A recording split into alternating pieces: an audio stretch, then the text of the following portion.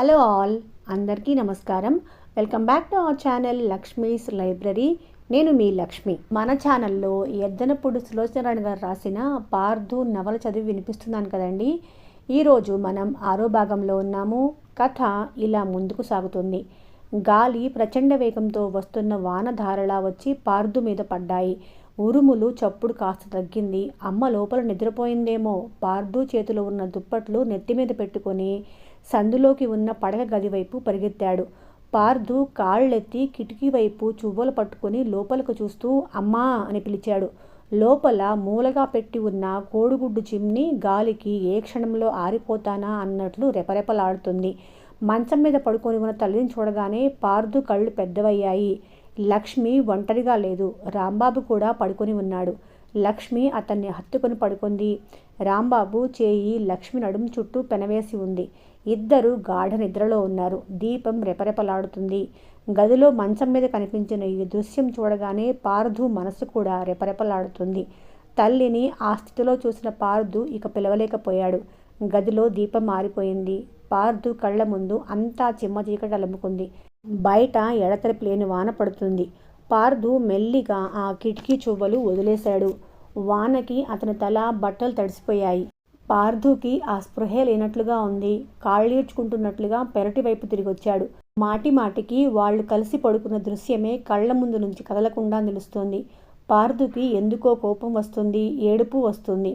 దొడ్లో మామిడి చెట్టు దగ్గర కూర్చున్నాడు. వాన పడుతూనే ఉంది. మెరుపులు మెరుస్తున్నాయి. పిడుగులు పడుతున్న చప్పుడు వినిపిస్తుంది. చీకటి, చలి, భయం. పార్థు వాటికి లొంగిపోయి గజగజలాడుతూ వణికిపోతున్నాడు. కానీ మళ్ళీ కిటికీ దగ్గరికి వెళ్ళాలని కానీ తలుపులు తట్టాలని కానీ అనుకోలేదు. కడుపులో మెలికలు తిరుగుతున్న దుఃఖం ఆ చిన్నారి మనసును తన్నుకుంటూ నిర్దాక్షిణ్యంగా బయటకు వచ్చేయసాగింది. పార్థు ఆ చీకటిలో, చలిలో, వానలో ఆ తెల్లవార్లు ఏడుస్తూ కూర్చున్నాడు. వాన ఎప్పుడు తగ్గిందో పార్థుకి తెలియదు. తడిసిపోయిన ఆ దుప్పట్లని ఒళ్ళంతా కప్పుకొని మూటలా ఒదిగి కూర్చున్నాడు. మధ్య మధ్య నిద్ర ఆపుకోలేక కునికిపాట్లు వస్తున్నాయి. మళ్ళీ చలికి మెలకువ వస్తుంది. వాన బాగా తగ్గిపోయి ఆకాశం నిర్మలం అవటంతో గుడ్డి వెన్నెల వచ్చింది. పెరట తలుపు తెరుచుకోవటంతో నిద్రకి తూగుతున్న పార్థు ఉలిక్కిపడ్డట్లుగా కళ్ళు తెరిచాడు. లాంతరు వెలుగు పెరటి గుమ్మంలో నుంచి వెలుతురు బాటలా పడింది. ఆ వెలుతురు బాట ముందుకు వెళుతుంటే లక్ష్మి లాంతరు పట్టుకొని పెరట్లోకి వచ్చింది. ఆమె వెనకే రాంబాబు కూడా బయటకొచ్చాడు. వెళ్ళిరానా మెల్లని కంఠంతో అన్నాడు. లక్ష్మి తల ఊపింది. వెళ్ళబోయిన రాంబాబు ఆగిపోయాడు. లక్ష్మి చేతిలో ఉన్న లాంతరు తీసి కింద పెట్టాడు. నిన్ను వదిలి నేను ఉండలేను లక్ష్మి. మళ్ళీ నిన్ను చూసే వరకు నాకు పిచ్చెక్కినట్లుగా ఉంటుంది అంటూ ఆమెను కౌగిలించుకొని ముద్దులు పెట్టుకున్నాడు. తల్లి రాంబాబు కౌగిల్లో నలిగిపోతుంటే పార్థు ముఖం పక్కకు తిప్పుకున్నాడు. రాంబాబు లక్ష్మిని వదిలేసి నడవబోతూ కాలు జారగా, అరే ఇంత తడి ఉందేమిటి, బాగా వాన పడినట్లుంది, నేను వస్తాను లక్ష్మి అని వెళ్ళిపోయాడు. లక్ష్మి అతను వెళ్ళటానికి లాంతరు వెలుగు చూపిస్తూ అక్కడే నిలబడింది. కొంతసేపటికి రాంబాబు వెళ్ళినట్లుగా జీప్ బయలుదేరిన శబ్దం వినిపించింది. లక్ష్మి లాంతరు పట్టుకుని గబగబా పెరట్లోకి వచ్చింది. అక్కడ మంచం అంతా తడిసిపోయింది. దాని మీద పక్కబట్టలు లేవు. పార్థు కూడా లేడు. పార్థు కోసం లాంతరు పట్టుకొని పెరడంతా వెతికిన లక్ష్మికి మామిడి చెట్టు దగ్గర తడిసిన బట్టలతో కూర్చొని ఉన్న కొడుకు కనిపించగానే కడుపులో దేవినట్లయింది. లాంతరు కింద పెట్టి చప్పున వాడిని దగ్గరకు తీసుకుంది. నువ్వెంత పిచ్చివాడివిరా, వాన వస్తే నన్ను పిలవకూడదు.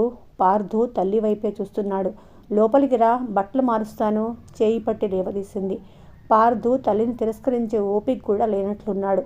లోపలికి లాక్కువచ్చిన లక్ష్మి బట్టలు మార్చి తల గట్టిగా తుడిచింది. నన్ను ఎందుకు లేపలేదు మరోసారి అడిగింది. లేపానమ్మా, నువ్వు వినలేదు అన్నాడు. లక్ష్మి ఆ పైన మాట్లాడలేదు. లక్ష్మికి చాలా సిగ్గుగా బాధగా ఉంది. కొడుకుని తీసుకొచ్చి మంచం మీద పడుకోబెడుతూ నేను లేపే వరకు లేవద్దు, నిద్రపో అంది. పార్థు తల ఊపాడు. దిండు సరిగ్గా లాక్కుంటున్న పార్థుకి అక్కడ మంచం మీద అగ్గిపెట్ట, సిగరెట్ పెట్ట కనిపించాయి. అవి తీసి అమ్మా అంటూ తల్లి చేతికిచ్చాడు. వాటిని చూడగానే లక్ష్మి ముఖం వెలవెలా పోయింది. క్షణంలో తనను తాను సంభాళించుకుంటూ, నువ్వు నిద్రపోయిన తర్వాత యుద్ధం మామయ్య వచ్చాడుగా, ఇక్కడే పడుకొని ఏవో కబుర్లు చెబుతున్నాడు. నేను వింటూ కూర్చొని ఇక్కడే నిద్రపోయాను అంది. నేను చూశాను. చూసావా? వాన వస్తుంటే లేపుదామని వచ్చాను. ఆ కిటికీలో నుంచి చూశాను. లక్ష్మి తుళ్ళిపడినట్టుగా చూసింది. ఆ కిటికీలోని చూస్తే మంచం సూటిగా కనిపిస్తుంది. లక్ష్మి ఆందోళన నిండిన కళ్ళతో కొడుకు వైపు చూసింది. పార్థు ముఖం చూస్తుంటే లక్ష్మికి వాడేం చెప్పకుండానే అర్థమైపోయింది. మరుక్షణంలో విపరీతమైన భయం కూడా వేసింది. పార్థు, దేవుడికి ఇచ్చిన ఒట్టు గుర్తుందా? మెల్లిగా అడిగింది. గుర్తుంది అన్నట్లు తలూపాడు. యుద్ధం మామయ్య, ఇలా వచ్చినట్లుగా ఎవ్వరికీ చెప్పవుగా? చెప్పనన్నట్లు తల ఊపాడు. అయినా లక్ష్మి మనసులో ఆందోళన తగ్గలేదు. ఆ రాత్రంతా వానలో తడవటం వల్ల పార్థుకి మర్నాటికి విపరీతంగా జలుబు చేసి జ్వరం వచ్చింది. ఆ సాయంత్రమే ఇంటికి వచ్చే సత్యం కొడుకు జలుబు చూసి, అంతగా వానలో ఎందుకు తడిశాడు వీడు? వాడిని కాస్త కనిపెట్టి ఉండమని నీకు చెప్పాను కదా అంటూ భార్య మీద విసుక్కున్నాడు. పార్థు తీవ్ర జ్వరంతో, అమ్మా తలుపు తీ, నన్ను వదిలి వెళ్లకు అని ఒకటే కలవరింతలు. అదృష్టవశాత్తు సత్యం పని ఒత్తిడి మూలంగా ఎక్కువసేపు పార్థు దగ్గర కూర్చునే అవకాశం చిక్కలేదు. వారం రోజుల అనంతరం జ్వరం తగ్గి చీపురు పుల్లలాగా ఆయన పార్థుకి పథ్యం పెడుతున్న లక్ష్మి మాటి మాటికి కళ్ళు తుడుచుకుంటూ, చీచీ పాపిష్టి దాన్ని, నేను చేసిన పాపానికే భగవంతుడు ఇలా శిక్ష వేశాడు అనుకోసాగింది. చిక్కిపోయి నీరసంగా ఉన్న పార్థుని సత్యం కంటికి రెప్పలా చూసుకోసాగాడు. డాక్టర్ గారు చెప్పిన టానిక్లు, పళ్ళు, బిస్కెట్స్ అన్నీ కొని తెచ్చాడు. తండ్రికి తన మీద కోపం పోయి మామూలుగా ఉన్నందుకు పార్థుకి సంతోషం కలిగింది. రాంబాబు ఈ మధ్య ఇంటికి రాకపోకలు బాగా తగ్గించాడు. ఆ రాత్రి తర్వాత అసలు మళ్ళీ రానే రాలేదు. చెరువుకు వెళుతున్న లక్ష్మి సీనుని పార్థుకి తోడుగా కూర్చోమని చెప్పి వెళ్ళింది. సత్యం ఇంట్లో లేడు. సీను పార్థు దగ్గర కూర్చున్నాడు. పార్థు ఇన్నాళ్ల నుంచి మనసులో పురుగులా తలుస్తున్న అనుమానం సీను ముందు బయట పెట్టేశాడు. సీను, ఆడవాళ్ళు మగవాళ్ళు కలిసి పడుకోవటం తప్పు అవునా కాదా? సీనుకి ఇలాంటి విషయాలు మాట్లాడటం అంటే అమితమైన ఉత్సాహం. పార్థు అడిగిన ప్రశ్న చాలా క్లిష్టమైనట్లుగా చాలా సీరియస్గా ఆలోచించాడు. ప్రేమించుకున్న వాళ్ళు పడుకోవచ్చు, తప్పులేదు అన్నాడు. ప్రేమించుకోవటం అంటే అదే సినిమాల్లో చూడటంలా ఒకరిని చూసి ఒకరు సిగ్గుపడతారే, పాటలు పాడుతూ పరిగెత్తుతారే, అది అన్నాడు. పార్థు ఆలోచించాడు. అమ్మ ఎప్పుడూ రాంబాబును చూసి సిగ్గుపడలేదే, మరి ఆ ప్రేమించుకున్న వాళ్ళు ఏం చేస్తారు? మళ్ళీ అడిగాడు. నువ్వు అసలు సినిమాలు చూడవుగా, అందుకే నీకేం తెలియదు. ప్రేమించుకున్న వాళ్ళు చివరికి పెళ్లి చేసుకుంటారు. ఈ మాట వినగానే పార్థు నూతిలో పడిన మనిషిలా అయ్యాడు. పెళ్లి చేసుకుంటారా? అయితే ఈ ప్రేమ ఏదో అమ్మకి రాంబాబుకి ఉండే ఉంటుంది. రాంబాబు పెళ్లి చేసుకుందామని అంటున్నాడుగా. సత్యం ఇంటికి రావటంతో పార్థు సీనుల మాటలకి అంతరాయం కలిగింది. సీను కోసం వర్ధనమ్మ వచ్చింది. ఇక్కడ ఉన్నావట్రా, ఇంటికెళ్ళు, బజారుకు వెళ్ళి కిరసనాయలు తేవాలి అంది. సీనుకి బజారుకు వెళ్ళటం అంటే చాలా ఇష్టం. అందులో నుంచి పావలానో అర్ధో దాచి చిరుతిండి కొనుక్కుంటాడు. వెంటనే లేచి ఇంటికి వెళ్ళాడు. వీడు ఎంత చిక్కిపోయాడు సత్యం అంది ఆవిడ పార్థుని చూస్తూ. అవునత్తయ్య, అసలు బతుకుతాడా అని అనుకోలేదు. ఏరా పార్థు, మందు వేసుకున్నావా అడిగాడు. పార్థు వేసుకున్నట్లుగా తల తిప్పాడు. లక్ష్మి బిందె చంకన పెట్టుకుని ఇంటికి వచ్చింది. ఏమిటే పిల్ల, నువ్వు ఇంకా నీళ్లు మోస్తున్నావు అంది వర్ధనమ్మ. లక్ష్మి మాట్లాడకుండా బెదురుగా చూసి వంట ఇంట్లోకి వెళ్ళిపోయింది. ఏమిటయ్యా అల్లుడు, మా అమ్మాయిని ఇంత కష్టపెడుతున్నావు? నీ పద్ధతి నాకేం నచ్చలేదు అంది. ఏమిటత్తయ్యా, నేనేం చేశాను? ఏం చేశావా? ఎంత నగనాచలా మాట్లాడుతున్నావయ్యా నువ్వు, నీకేం తెలియదన్నమాట. ఏమిటబ్బా నా అపరాధం? గుర్తు చేసుకుంటున్నట్లుగా అన్నాడు. ఇంకా అడుగుతున్నావా? లక్ష్మికి ఇన్ని సంవత్సరాల తర్వాత నెల తప్పితే దాన్ని 7 మల్లె పువ్వుల ఎత్తుగా చూసుకోకుండా నీళ్లు గీళ్లు మోయిస్తే నేను ఊరుకుంటా అనుకున్నావా? మా అమ్మాయిని కష్టపెడితే నేనేం ఊరుకోను. కనీసం అత్తగారిని నేను ఒకదాన్ని ఉన్నానని భయపడు నువ్వు. ఏమిటత్తయ్యా, ఏమిటి నువ్వనేది? సత్యం కంగారు పడ్డాడు. చాలించవయ్యా నీ నటన. నా దగ్గర నీ దాపరికం చాలా రోజులకి వచ్చింది పిన్ని. ఇప్పుడే ఎవరికి చెప్పడం ఇష్టం లేదని లక్ష్మి అంటే నోరు మూసుకున్నాను. లేకపోతే ఈ పాటికి ఊరంతా నీకు ఇంకో కొడుకో కూతురో పుట్టబోతున్నారని చాటింపు వేసేదాన్ని కదూ నేను. అవునులే, అది నిజమే. మంచి వార్తలు ఎప్పుడు ఆలస్యంగా చెప్పాలి. ఇదిగో చూడు, పెద్దదాన్ని చెబుతున్నా, నెల తప్పిన వాళ్ళకి 1,00,000 మనసులు అవుతూ ఉంటాయి. నీకు ఎప్పుడు ఆ స్కూలు గొడవ తప్ప ఇంకోటి పట్టదు. కాస్త లక్ష్మి సంగతి గుర్తుంచుకుంటూ ఉండు. అది ఏమైనా అడిగితే వెంటనే తెచ్చిపెట్టు. ఆ మాటే చెప్పటానికి వచ్చాను. ఇదిగో లక్ష్మి, ఓ గరిటెడు కాఫీ పొడి ఉంటే ఇవ్వమ్మా. మీ బాబాయిని ఆ గుళ్ళపాడు వెళ్ళి తెమ్మని 4 రోజుల నుంచి పోరుతున్నాను. అయినా నా మాట వింటేనా? ఏం మగవాళ్ళో ఏమిటో అంటూ ఆవిడ చెంగుచాటు నుంచి గిన్నె తీసి లోపలికి వెళ్ళింది. సత్యం పార్థు పక్కన ఇంకా అలాగే కూర్చొని ఉన్నాడు. వర్ధనమ్మ గిన్నె చెంగుచాటును పట్టుకొని మళ్ళీ యువతలకొచ్చింది. వస్తానయ్యా అల్లుడు, అమ్మాయికి కాస్త అప్పుడప్పుడు తినడానికి ఏమైనా తెచ్చి ఇస్తూ ఉండవు. ఏరా పార్థు, నువ్వు ఒక్కడవే అమ్మానాన్నల దగ్గర నెత్తిన ఎక్కే రోజులు పోతున్నాయిలే. నీతో భాగానికి చెల్లాయో తమ్ముడో వస్తున్నారు అంటూ వాడి బుగ్గ సాగలాగి వెళ్ళిపోయింది. చాలాసేపైన తర్వాత సత్యం లేచి వంట ఇంటి వైపు వచ్చాడు. పక్కన లక్ష్మి కత్తిపీట ముందు కూర్చొని కూరగాయలు తరుక్కుంటోంది. సత్యం గుమ్మం దగ్గరికి వచ్చి నిలబడ్డాడు. లక్ష్మి అతని పాదాలు చూసింది, కానీ తలెత్తలేదు. సత్యం గుమ్మం మీద చెయ్యి ఆనించాడు. లక్ష్మి, ఇదేమిటి? ఆవిడ ఇలా అంటుందేమిటి అన్నాడు. కూరలు తరుక్కుంటున్న లక్ష్మి తలెత్తలేదు. ఆ తరగటంలో వేగం మరింత హెచ్చింది. నీకేదైనా ఒంట్లో బాగాలేకపోతే నాకెందుకు చెప్పలేదు? డాక్టర్ దగ్గరికి తీసుకువెళ్ళేవాడిని కదా. లక్ష్మి అప్పటికీ మాట్లాడలేదు. రేపు డాక్టర్ దగ్గరికి వెళదామా? వద్దు, బొంగురుగా అంది. వద్దా? వద్దంటే ఎలా? కూర తరుగుతున్న లక్ష్మి చేయి కత్తిపీట అంచుకి కసుక్కుని దిగింది. లక్ష్మి తరుగుతున్న కూరను వదిలేసి పమిట చెంగులో ముఖం దాచుకుని ఏడవసాగింది. లక్ష్మి! అతను చప్పున గుమ్మం దాటి కంగారుగా లోపలికి వచ్చాడు. ఏమిటిది? ఎందుకు? ఏమైంది? రక్తం కారుతున్న భార్య చేతిని ముఖం మీద నుంచి తీయటానికి ప్రయత్నిస్తూ అన్నాడు. లక్ష్మి చేయి తీయలేదు. ఏడుపు మరింత ఉధృతమైంది. ఆవిడ చెప్పిన మాట నిజమే. ఈ విషయం మీకెలా తెలియచేయాలా అని దిగులు పడుతున్నాను. మీ చేతులతో నాకింత విషయం తెచ్చి ఇవ్వండి. లక్ష్మి బావురుమంది. మంటని తాకిన చిన్నపిల్లవాడిలా అతను తటాలున ఆమె చేతిని వదిలేశాడు. తన చెవుల్ని తానే నమ్మలేనట్లుగా చూస్తున్నాడు. అతని ముఖం తుఫానులో చిక్కుకున్న నావికుల్లా ఉంది. లక్ష్మి ఏడుస్తూ ఇంకా చెబుతూనే ఉంది. ఈ విషయం మీకు తెలియకముందే ఏ నుయ్యో గుయ్యో చూసుకోవాలని ఎంతగానో అనుకున్నాను. కానీ అలా చేస్తే అంతా అల్లరి అవుతుందేమోనని భయం వేసింది. నన్నేం చేయమంటారో చెప్పండి. మీరేం చేయమంటే అది చేస్తాను. లక్ష్మి హృదయ విదారకంగా ఏడుస్తుంటే అతను ఇంకా దిమ్మెరిపోయిన వాళ్ళ అలాగే చూస్తున్నాడు. అతని మనసంతా అయోమయంగా ఉంది. సత్యం స్వతహాగా చాలా మంచివాడు, నిదానస్తుడు. ఆవేశం కానీ ఉద్రేకం కానీ అతనికి సాధారణంగా రావు. ఈ క్షణంలో అతను అందుకు పూర్తిగా భిన్నంగా అయిపోయాడు. లక్ష్మి చెప్పిన మాట అతని పిచ్చివాణ్ణి చేసింది. ఉచితానుచితాలు మర్చిపోయే వెర్రిలాంటి ఆవేశం తెప్పించింది. మరుక్షణంలో అతను 2 అంగల్లో వెళ్ళి లక్ష్మిని జడపట్టి గుంజి ఎడాపెడా చెంపల మీద వాయించేవాడో, లేక 2 చేతులు చాచి కోమలంగా కనిపిస్తున్న ఆ కంఠం కసిదీర నలిపేసేవాడో, ఏం చేసేవాడో కానీ ఇంతలో ముందు గదిలో పార్థు స్టూలు ఎక్కి అల్మరాలోంచి బొమ్మలు తీసుకోబోయి ఆ కాలెత్తటంలో స్టూలు బెసికి ధన్మంటూ బోర్లా పడ్డాడు. పార్థు ముక్కుకి దెబ్బ తగిలి కెవ్వుమని అరవటంతో సత్యం అప్రయత్నంగా ముందు గదిలోకి వచ్చాడు. దెబ్బ తగిలిన పార్థు గిలగిలలాడుతూ ఏడుస్తున్నాడు. సత్యం యాంత్రికంగా వెళ్ళి కొడుకుని లేవతీశాడు. పార్థు ముక్కు వెంట రక్తం ధారలు కడుతోంది. సత్యం చప్పున పార్థును ఎత్తుకొని మంచం మీద కూర్చోబెట్టి తల వెనక్కి వాల్చాడు. అక్కడున్న మంచినీళ్ళ గ్లాసులో తువాలు అంచు తడిపి తడిబట్ట ముక్కుకి వత్తి పట్టాడు. అలా ఎలా పడ్డావురా? బొమ్మ తీసుకోబోతుంటే కాలు జారింది నానా.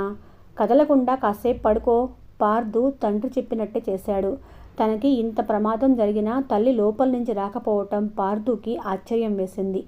పార్థుకి కాస్త తగ్గిన తర్వాత సత్యం ఇంట్లోంచి వెళ్ళిపోయాడు. శ్మశాన నిశ్శబ్దం అలుముకున్నట్లుగా ఉన్న ఆ ఇంట్లో లక్ష్మి ఏడుపు సన్నగా వినిపిస్తోంది. మంచం మీద పడుకొని ఉన్న పార్థు చెవులు రిక్కించి విన్నాడు. సందేహం లేదు, అమ్మ ఏడుస్తోంది. పార్థు మెల్లగా మంచం దిగి తల్లి ఉన్న చోటుకు వచ్చాడు.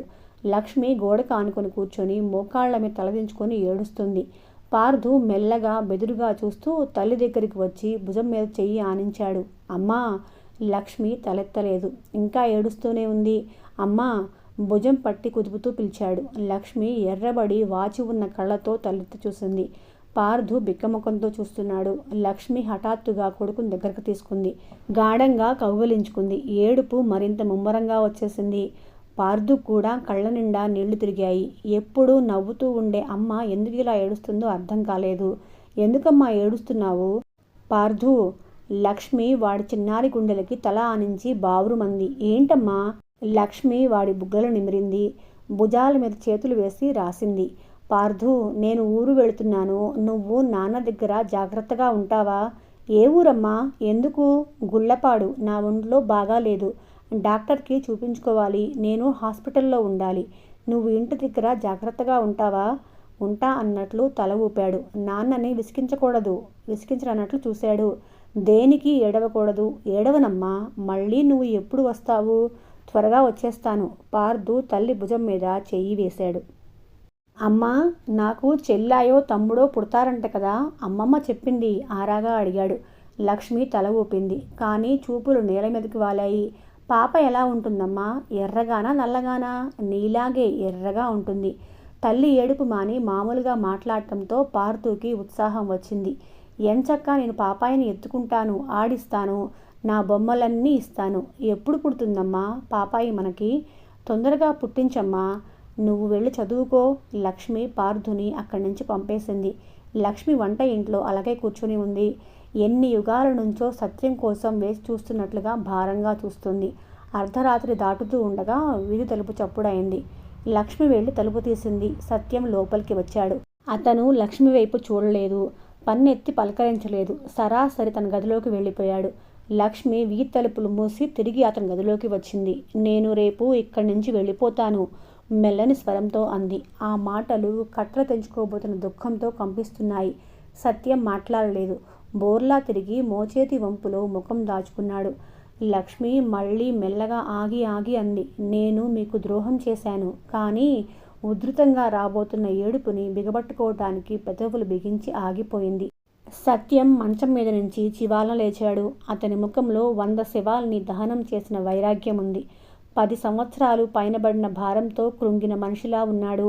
పళ్ళు బిగబట్టినట్లుగా అన్నాడు. అవును, ద్రోహం చేశావు, కానీ నాకు కాదు, పార్థుకి.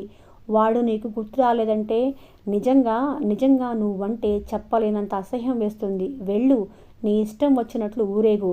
వాడిని కూడా నీ వెంట తీసుకొని పో. వెళ్ళిపో, నా కంటికి కనిపించకు అరిచినట్లుగా అన్నాడు. చెల్లు నా కంచి దెబ్బల్లా ఉన్న ఆ మాటలకి లక్ష్మి కుచించుకుపోయింది. సత్యంలో ఆవేశం వరదై పొంగింది. గుప్పెట్లు బిగపడుతూ అన్నాడు. నాకెంత అసహ్యంగా ఉందో తెలుసా? మళ్ళీ నీ ముఖం చూడకూడదనుకున్నాను, ఈ ఇంటికి రాకూడదనుకున్నాను, కానీ వచ్చాను. ఎందుకో తెలుసా? నా జీవితంలో ఈ తెచ్చిపెట్టిన రాక్షసుడెవడో తెలుసుకొని వాడిని చెదిరవద చేయటం కోసం. వాడి ప్రాణం తీస్తే కానీ నా ప్రాణం కుదుటపడదు. చెప్పు, ఎవరతనో? లక్ష్మి కంపిస్తున్న 2 చేతులు జోడించింది. మీకు పుణ్యం ఉంటుంది. ఈ పొరపాటంతా నాది. నేను పొరపాటు చేశానని ఒప్పుకుంటున్నాను. నన్ను ఇంకేమీ అడక్కండి. నేను వెళ్ళిపోతున్నాను. మీకు ఇలాంటి బాధ మళ్ళీ ఎప్పుడు ఎదురవదు. ఎవరో చెప్పవన్నమాట. చెప్పినందువల్ల ప్రయోజనమేమీ లేదు. సరే వెళ్ళు. పార్థుని కూడా నీ వెంట తీసుకుని వెళ్ళు. వెళ్ళబోతున్న లక్ష్మి ఆగింది, తల అడ్డంగా తిప్పుతూ. ఊహో, వాడి సంగతి నాకు తెలియదు. వాడు మీ కొడుకు. ఏం చేసుకుంటారో మీ ఇష్టం. లక్ష్మి అప్పటికే అక్కడి నుంచి వెళ్ళిపోయింది. సత్యం చటుక్కున వెన్నంటినట్లుగా వెనకే వచ్చాడు. లక్ష్మి వీధిగుమ్మం వైపు వెళ్ళబోతుంటే సత్యం చెయ్యి పట్టి గుంజి ఆపాడు. నేను వెళుతున్నాను, నన్ను వెళ్ళనీయండి ఏడుస్తూనే అంది. పార్థు లేచి అమ్మ ఏది అంటే నేనేం చెప్పను? ఊరు వెళ్ళిందని చెప్పండి. ఆ ఊళ్ళో జబ్బు చేసి చచ్చిపోయిందని చెప్పండి. లక్ష్మి ఇంకెక్కడ లక్ష్మి అండి? మీకు ఈ విషయం తెలిసిన క్షణంలో చచ్చిపోయింది. మిమ్మల్ని ఇంత విషయమేమని అడిగాను ఎందుకో తెలుసా? ఇక్కడే మీ కళ్ళెదుట చచ్చిపోతే మీ చేతుల మీదుగా దాటిపోవచ్చునని. కానీ మీరు ఇవ్వలేదు. మీకు నా మీద చాలా కోపంగా ఉంది. నేను ఏ రోడ్డు మీదనో దిక్కులేని దానిలా చచ్చిపోవాలండి. లక్ష్మి ఉన్మాదిలా ఏడుస్తుంది. అతనికి మళ్ళీ చేతులు జోడించింది. మీరు నన్ను ఎంత బాగా చూశారు. మీ రుణం ఈ విధంగా తీర్చుకున్నాను. మీరే కాదు, నన్ను భగవంతుడు కూడా క్షమించడండి. సత్యం ఆవేశం తగ్గింది. లక్ష్మి పరిస్థితి అతనికి అర్థమైంది. ఇంత తెలిసిన దానివి, ఇంత లోతైన ఆలోచన గలదానివి ఎందుకు చేశావు లక్ష్మి ఈ పని? అంతా నా దురదృష్టం. నన్ను వెళ్ళనీయండి. సత్యం లక్ష్మిని వదలలేదు. ఆ క్షణంలో లక్ష్మిని వదిలితే ఇక మళ్ళీ కంటికి కనిపించదని బాగా అర్థమైంది. జబ్బ పట్టుకొని అక్కడున్న బల్ల దగ్గరికి తీసుకొచ్చి బలవంతంగా కూర్చోబెట్టాడు. నువ్వు వెళ్ళదలుచుకుంటే అలాగే వెళుదువు గాని, కానీ నా ఒక్క మాటకి సమాధానం చెప్పు. జరిగింది ఎంత పొరపాటో నీకు ఇప్పటికైనా తెలిసిందా? లక్ష్మి అతని వైపే చూస్తుంది. చెప్పు లక్ష్మి. ఇన్నాళ్ళు కలిసి గడిపిన జీవితం, పంచుకున్న శాంతి నీ ఈ పొరపాటు మూలంగా ఎలా విచ్ఛిన్నమైపోయాయో చూసావా? ఇప్పుడు జరిగిందేమిటి? నువ్వు చచ్చిపోతానంటున్నావు. నాకు చచ్చిపోవాలనిపిస్తుంది. మనిద్దరం మన దోవ చూసుకుంటే పార్థు ఏమైపోతాడు? వాడు అనాథ కావాల్సిందేగా. వాడిని మనం ఎంత జాగ్రత్తగా పెంచుకున్నాం. వాడి భవిష్యత్తు గురించి ఎలాంటి కలలు కన్నాం. చివరికి సర్వనాశనం అయ్యే స్థితికి తెచ్చావు నువ్వు. లక్ష్మి బల్ల మీద నుంచి జారి అతని మోకాళ్ళ మీద తల పెట్టుకుని ఏడుస్తూ, నన్ను క్షమించండి, మీరు ఈ ఒక్కసారికి నన్ను క్షమిస్తే నేను ఇంకెప్పుడు ఈ పొరపాటు చెయ్యను, నా మాట నమ్మండి, పార్థు మీద ఒట్టు అంది. లక్ష్మి, నిజంగా చెబుతున్నానండి, పార్థు మీద ఒట్టు వేసి మీకు వాగ్దానం చేస్తున్నాను. వాగ్దానం నిలుపుకోవటం చేసినంత సులభం కాదు లక్ష్మి. మీరు ఒకసారి నాకు అవకాశం ఇచ్చి చూడండి. సత్యం లక్ష్మి చేయి పట్టి లేవతీశాడు. ఈ సహనం నేను ఎందుకు తెచ్చుకుంటున్నానో తెలుసా? పార్థు కోసం. వాడు నా జీవితానికి ఆలంబన లక్ష్మి. ఇంతకంటే నేను ఇంకేం చెప్పలేను. అతని కంఠం గద్గదికమైంది. నాకు తెలుసండి, తెలుసు, లక్ష్మి అస్పష్టంగా అంది. ఒరే అబ్బాయి, అమ్మాయికి గాజులు తొడిగించాలరా, పళ్ళు పువ్వులు ఇవ్వాలి, ఈ ముద్దు మురిపం జరిపేటందుకు. దానికి ఎవరున్నారు పాపం? తల్లా తండ్రా, ఒక 50 రూపాయలు ఇలా ఇవ్వు. రేపు సప్తమి, గురువారం మంచిది. ఆ వేడుకేదో ఊర్లో 4 ఆడవాళ్ళని పిలిపించి నేను చేస్తాను అంది వర్ధనమ్మ. అలాగే అత్తయ్య. సత్యం జేబులో నుంచి డబ్బు తీశాడు. ఇప్పుడు నాకు అవేం వద్దు పిన్ని అంది లక్ష్మి. నీది మరీ చోద్యమే. మీ ఆయన డబ్బు అప్పుడే ఎక్కడ ఖర్చు అయిపోతుందని నీ బెంగ. ఈ ముచ్చట కావాలనుకున్నప్పుడల్లా వస్తుందా? వర్ధనమ్మ డబ్బు చెంగును ముడేసుకుంటూ అంది. అన్నట్లుగానే ఆవిడ ఇరుగు పొరుగు ఆడవారిని పిలిచి లక్ష్మికి పసుపు కుంకుమ ఇచ్చే వేడుక జరిపించింది. ఆకుపచ్చ రంగు వెంకటగిరి జరి అంచుచీర కట్టుకుని తలనిండా మల్లె పువ్వులతో లక్ష్మి నిండుగా ఉంది. వర్ధనమ్మ వేయించిన గాజులు చేతి నిండా గలగలలాడుతున్నాయి. వచ్చిన పేరంటాళ్ళందరూ వెళ్ళిపోయారు. లక్ష్మి గుడికి వెళ్ళటానికి తయారైంది. ఇత్తడి పూల బుట్టలో పువ్వులు, సాంబ్రాణి పుల్లలు తీసుకొని పార్థు వెంట రాగా బయలుదేరుతుంటే సత్యం ఎదురు వచ్చాడు. గుడికి వెళ్తున్నానండి అంది. వెళ్ళి త్వరగా రా, నేను ఇంట్లో ఉంటానులే అన్నాడు. సత్యం చూపులు ఒక్క క్షణం లక్ష్మి ముఖం మీద నిలిచాయి. లక్ష్మి రంగులో మెరుపు వచ్చింది. బుగ్గలు నిండిన ముఖం ఇంకా ఆకర్షణీయంగా ఉంది.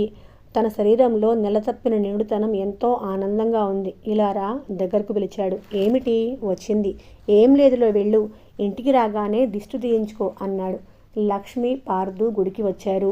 పార్థు తల్లి చేయి పట్టుకొని శ్రద్ధగా గుడి చుట్టూ ప్రదక్షిణాలు చేశాడు. కొబ్బరికాయ కొట్టాడు. ఇద్దరు యువతలకి వచ్చారు. కొడుకును తీసుకుని గుడిలో నుంచి బయటికి వస్తున్న లక్ష్మి సర్పద్రష్టలా ఆగిపోయింది. అక్కడ నందిని ఆనుకుని ఎదురుగా రాంబాబు నిలబడి ఉన్నాడు. అతను అక్కడ వాళ్ళ రాక కోసమే వేచి చూస్తున్నట్లుగా ఉన్నాడు. లక్ష్మి అతను చూసి నవ్వబోయింది. కానీ నవ్వు రాలేదు. అతన్ని చూడనట్టే వెళ్ళిపోబోయింది. పార్థు రాంబాబుని చూడగానే తల్లి చెయ్యి మరింత గట్టిగా పట్టుకున్నాడు. ఇద్దరు వెళ్ళిపోతున్నారు. రాంబాబు కర్రల చప్పుడు వాళ్ళ వెనకే వస్తున్నట్లుగా వినిపిస్తోంది. కాస్త యువతలికి రాగానే రాంబాబు పిలిచాడు. లక్ష్మి. లక్ష్మి ఆగింది. నేను నీతో మాట్లాడాలి అన్నాడు. నేను రాసిన ఉత్తరం అందలేదా? సాధ్యమైనంత మామూలుగా అడిగింది. అందింది. అతను జేబులోంచి తీసి చూపించాడు. కానీ ఇందులో రాసిన విషయాలే నాకు బొత్తిగా బోధపడటం లేదు. మీ ఆయనకి మన విషయం తెలిసిందని రాశావు. తెలియాలనే కదా నేను తహతహలాడుతుంది. ఇందులో నువ్వు భయపడాల్సిందేముంది? భయపడాల్సిందేమీ లేదు. అందుకే నా ఉద్దేశం అలా తెలియచేశాను. ఇది చాలా అన్యాయం. ఎవరికి? నీకు, నాకు, మనకు పుట్టబోయే పాపాయికి. లక్ష్మి పార్థు భుజం మీద చెయ్యి వేసి మరింతగా దగ్గరికి తీసుకుంది. న్యాయాన్యాయాల గురించి నాకు తెలియదు. నేను చేసిన పని తప్పు అని తెలుసుకున్నాను. నా భర్త దేవుడు లాంటి వాడు కాబట్టి నన్ను క్షమించాడు. దేవుడు? అహహ, దేవుడు! రాంబాబు బిగ్గరగా వెటకారంగా నవ్వాడు. దేవుడు ఒకరి బిడ్డకి తన తండ్రిని సిగ్గు లేకుండా నటిస్తున్న ఆయన మహా గొప్ప దేవుడు. లక్ష్మి కళ్ళు క్రోధారుణము దాల్చాయి. రాంబాబు సిగ్గున్న మగాడైతే ఈ పాటికి నిన్ను ఇంట్లోంచి బయటికి గెంటేసేవాడు. అతను గెంటకపోయినా నిన్ను ఎత్తుకుని తీసుకుపోయే హక్కు నాకుంది. నేను ఈ విషయమే మీ ఆయనకి ఉత్తరం రాయదలుచుకున్నాను. రాయి. నువ్వు మళ్ళీ కాళ్ళు చేతులతో ఈ ఊరిలో సవ్యంగా తిరగడానికి ఇష్టపడకపోతే తప్పకుండా రాయి. ఇది బెదిరింపా? కాదు, నేను ఇవ్వబోయే సలహా. నువ్వా? నువ్వెందుకిలా మారిపోయావు లక్ష్మి? నేను మారలేదు. నీ మైకంలో నుంచి తెప్పరిల్లి నేనొక తల్లి అని, నా జీవితం ఇంకొకరితో ముడిపడి ఉందని తెలివి తెచ్చుకున్నాను. పద పార్థు, వెళదాం అంది. చెవులప్పగించుకొని ఈ మాటలన్నీ శ్రద్ధగా వింటున్న పార్థు తల్లి చెప్పగానే వడివడిగా అడుగులు వేశాడు. లక్ష్మి, సత్యం పిలిచాడు. నిన్న సాయంత్రం గుళ్లపాడులో రాంబాబు కనిపించాడు. లక్ష్మి త్రుళ్ళిపడినట్టుగా కళ్ళెత్తి బెదురుగా అతని వైపు చూసింది.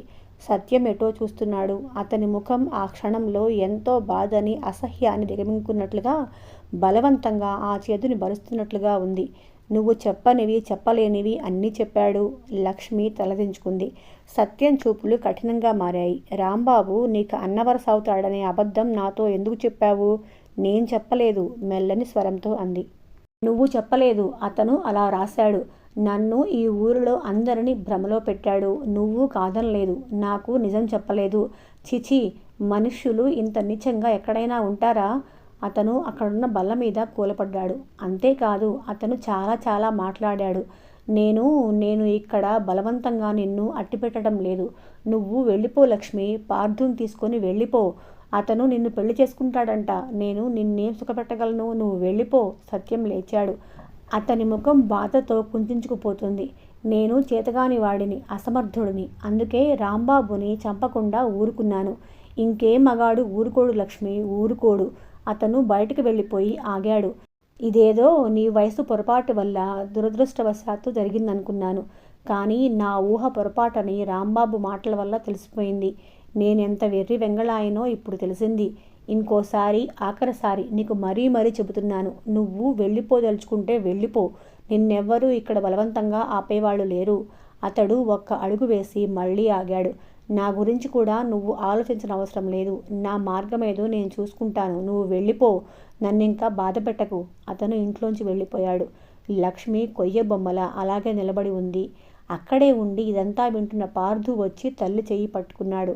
అమ్మా, రాంబాబుతో వెళ్ళిపోతావా అని అడిగాడు. ఛట్, నోర్మి, వెధవవాగుడు నువ్వును. వేరడంత లేవు. అన్నీ నీకే కావాలి. పో అవతలకి. లక్ష్మి కసురుతూ పార్థు వీపు మీద ఒక్కటి చరిచింది. పార్థు బిక్కముఖం వేశాడు. లక్ష్మి వంట ఇంట్లోకి వెళ్ళిపోయింది. ఇది మరీ బాగుంది. మధ్యలో నేనేం చేశాను? నన్ను కొడుతుందెందుకు? పార్థు కళ్ళు తుడుచుకుంటూ ఏడుపు ఆపుకోవడానికి ప్రయత్నిస్తూ అనుకున్నాడు. ఆనాటి నుంచి ఇంట్లో పరిస్థితి పూర్తిగా మారిపోయింది.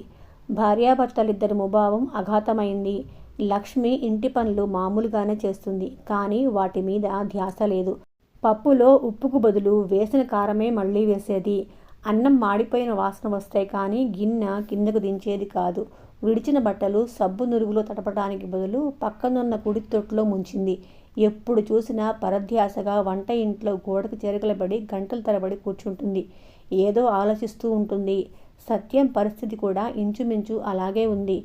కార్డులకి, కవర్లకి ఎవరైనా వచ్చి ఇదివరకట్లా ఏవేవో కబుర్లు చెప్పపోతే ముఖం చిట్లించి కోపంగా చూస్తాడు. ఒక్కోసారి చిల్లర ఇవ్వబోయి ఎక్కువో తక్కువో డబ్బు వాళ్ళ చేతిలో పెడతాడు. ఇదేంటండి అంటే తర్వాత ఉలికిపాటుగా సరిచూసి అయ్యో చూడలేదు అని క్షమాపణగా అంటాడు. అతనిలో ఉత్సాహమే లేదు. ఇంట్లో ఇదివరకట్లా నవ్వులు లేవు. తల్లి తండ్రి మధ్య దాదాపు మాటలు లేవు. ఇద్దరిలో ఒకరికి ఒకరు ఏది కావాల్సి వచ్చినా పార్థు ద్వారా చెప్పిస్తారు. ఎప్పుడూ నవ్వుతూ సరదాగా ఉండే సత్యం చాలా కోపిష్టిగా మారిపోయాడు. ఎప్పుడూ బజారు నుంచి ఏవేవో కొనుక్కొచ్చి పార్థుని మురిపించే సత్యం దాదాపు ఆ సంగతి మర్చిపోయినట్లయ్యాడు. పార్థు ఎంతసేపు ఇంట్లో ఏ కిటికీలోనో గోల్డ్ కొరుకుతూ దిగులుగా కూర్చుంటున్నాడు. ఒకసారి సత్యం ఊళ్ళో లేని సమయంలో పగలే రాంబాబు వచ్చాడు. గదిలో కిటికీలో కూర్చొని పార్థు అతని తల్లి ఏం మాట్లాడుకుంటారో అని చెవులు రిక్కించి వినసాగాడు. రాంబాబు అంటున్నాడు, నేను సత్యంతో మన గురించి అంతా చెప్పేశాను లక్ష్మి. చాలా గొప్ప పని చేశావు, రోషంగా అంది లక్ష్మి. ఇలాంటి విషయాల్లో మీరు ఆడవాళ్ళేం చేయగలరు? మగవాళ్ళం మేమే ముందుకు రావాలి. సత్యానికి నేను మెల్లగా అతను ఆవేశపడకుండా నచ్చ చెప్పాను. అతను అర్థం చేసుకున్నట్లే కనిపించాడు. నీకేం తెలియదు, నువ్వు వెళ్ళు. దయ ఉంచి ఇక్కడికి రాకు. నా మీద నీకు నమ్మకం లేదా? నాకెవ్వరి మీద నమ్మకం లేదు. మరీ అంత అన్యాయంగా మాట్లాడకు. నీ కోసం నేను ఎంత తెగించానో నీకు అర్థం కావటం లేదా? సత్యం చావు దెబ్బలు కొడితే తినటానికి కూడా సిద్ధమయ్యాను. కానీ అతను ఆగ్రహపడలేదు. అతని ఆగ్రహం ఎలా ఉంటుందో నీకేం తెలుసు అనుకుంది లక్ష్మి లోపల. నువ్వే అనవసరంగా భయపడుతున్నావు నిష్ఠూరంగా అన్నాడు. అవును, నిజంగానే భయపడుతున్నాను. అవతల ఆయన, ఇటు నువ్వు, ఇద్దరూ నన్ను చీల్చేస్తున్నారు. నువ్వు అసలు రాకుండా ఉంటే, మళ్ళీ నాకు కనిపించకుండా ఉంటే నేను హాయిగా బతికేదాన్ని. లక్ష్మి, నువ్వేనా ఈ మాట్లాడేది? ఇంకేం మాట్లాడను? లక్ష్మి కళ్ళల్లోకి దుఃఖపొర నిండుకు వచ్చింది. ఆయన వెళ్ళిపోమ్మనే అంటున్నారు. కానీ మరి ఇంకెందుకు నీకు సందేహం? ఎందుకా? 10 సంవత్సరాలు అతనితో కాపురం చేసిన నాకు నీతో మళ్ళీ పెళ్ళా? ఇది జరిగే పనేనా? రాంబాబు ముఖం ఎర్రపడింది. ఆగ్రహం అదిపిపెట్టాడు. ఈ విషయం నాతో సంబంధం పెట్టుకునేటప్పుడు నీకు గుర్తు రాలేదా? అంత నీతి కల దానివి, అతనంటే గౌరవం ఉన్నదానివి నన్నెందుకు తిరస్కరించలేకపోయావు? నీ కడుపులో పెరుగుతున్న నా శిశువుని సత్యం సంతోషంగా చలామణి చేయటం నీకు న్యాయంగా ఉందన్నమాట. లక్ష్మి ముఖం మీద పమిడి చెంగు కప్పుకుంది. రాంబాబు దగ్గరకు వచ్చి ఆ చెంగు లాగేశాడు. ఏడుస్తున్న లక్ష్మిని దగ్గరకు తీసుకున్నాడు. నువ్వు ఈ కుశంసలన్నీ మానేయి. నీ మనసులో అసలు భయం నాకు తెలుసు. పరువు మర్యాద కోసం పెనుగులాడుతున్నావు నువ్వు. అవి మనిద్దరి సంతోషం కంటే విలువైనవి కావు. సత్యం వెళ్ళిపోమన్నప్పుడు నీకింత సందేహం ఎందుకు? పార్థు ఉన్నాడు, వాడినేం చెయ్యను? వాడు తండ్రిని విడిచి రాడు. అయితే వాడిని తండ్రి దగ్గరే వదిలేసేయి. నీకు ఇంకో పాప పుట్టబోతుంది. నువ్వు కావాలనుకుంటే ఇంకో 4 పిల్లల తల్లిని కాగలవు. దీనికి భయం దేనికి? లక్ష్మి రాంబాబు చేతిని తోసేసింది. రాంబాబు, ఆయన వస్తారేమో, నువ్వు వెళ్ళు అంది. పార్థు గురించేనా నీ ఆలోచన? నీ మనసులో అసలు మాట అదే అయితే చెప్పు. ఇదొక్కటే అడ్డం అనుకుంటే నేను ఏదో ఒక మార్గం ఆలోచిస్తాను, సరేనా? ఈ మాటలు వింటున్న పార్థు గుండెలు జల్లుమన్నాయి. చెప్పలేనంత భయం వేయసాగింది. తను లేకపోతే అమ్మ రాంబాబు దగ్గరికి వెళ్ళిపోయేదన్నమాట. వాడికి ఎందుకో ఆ భయంలో నుంచి దిగులు కూడా పుట్టుకు రాసాగింది. రాంబాబు వెళ్ళిపోయాడు. తర్వాత ఎందుకో ఆ గదిలోకి వచ్చిన లక్ష్మి అక్కడ కూర్చొని ఉన్న పార్థుని చూసి చకితురాలైంది. పార్థు, రాంబాబు వచ్చినట్లు నాన్నకి చెప్పొద్దు అంది. పార్థు తల ఊపాడు. సత్యం ఇంటికొచ్చాడు. లక్ష్మి పెరట్లో గిన్నెలు కడుక్కుంటుంది. స్నానం చేసి వచ్చి గదిలో తలదువ్వుకుంటున్న సత్యం పార్థుని పిలిచాడు. పార్థు సంతోషంగా పరిగెత్తుకునొచ్చాడు. సత్యం పార్థుని దగ్గరకు తీసుకున్నాడు. పార్థు, నేను లేనప్పుడు రాంబాబు వచ్చాడా? మెల్లగా అడిగాడు. పార్థు ముఖంలో సంతోషం ఎగిరిపోయింది. తల్లి హెచ్చరిక గుర్తొచ్చింది. రాంబాబు వచ్చాడని, అతను అమ్మని వచ్చేయమన్నాడని, ఎన్నెన్నో చెప్పాలని ఆ మనసులో కొట్టుబిట్టాడుతున్న ఆరాటం ఆ కళ్ళలో తొంగి చూసింది తప్ప పెదవి కదిలి ఒక్క మాట కూడా బయటికి రాలేదు. పార్థు ముఖంలో గుంజాటన చూడగానే సత్యానికి రాంబాబు వచ్చినట్లు అర్థమైపోయింది. వచ్చాడు, అవునా? పార్థు సమాధానం చెప్పలేదు. తండ్రి చేతులను తోసేసి అవతలికి పరిగెత్తబోయాడు. సత్యం చెయ్యి జాపి పార్థుని పట్టుకున్నాడు. ఏం మాట్లాడుకున్నారో నువ్వు విన్నావా అని అడిగాడు. వినలేదు అన్నట్లు తల తిప్పాడు. చూడు, ఈసారి రాంబాబు వస్తే మీ అమ్మ అతను ఏం మాట్లాడుకున్నారో ఒక్క మాట కూడా మర్చిపోకుండా నాకు చెప్పాలి, తెలిసిందా? తెలిసిందన్నట్టుగా తలూపాడు. నువ్వు నాతో చెప్పకుండా దాస్తే నా మీద నీకు ప్రేమ లేదన్నమాట అన్నాడు. పార్థు తల తిప్పాడు. పార్థు మనసులో యుద్ధం ప్రారంభమైంది. రాంబాబు సంగతి తండ్రితో చెబితే తల్లి తల ఫట్మని బద్దలైపోతుంది. చెప్పకపోతే తండ్రి తన మీద ప్రేమ లేదనుకుంటాడు. ఎలాగా? ఈ విషమ సమస్య దాటడం ఎలాగో అని అతని చిన్నారి మనసుకు అర్థం కాలేదు. కథ కొనసాగుతుంది. మళ్ళీ రేపు కలుద్దాం, సరేనా?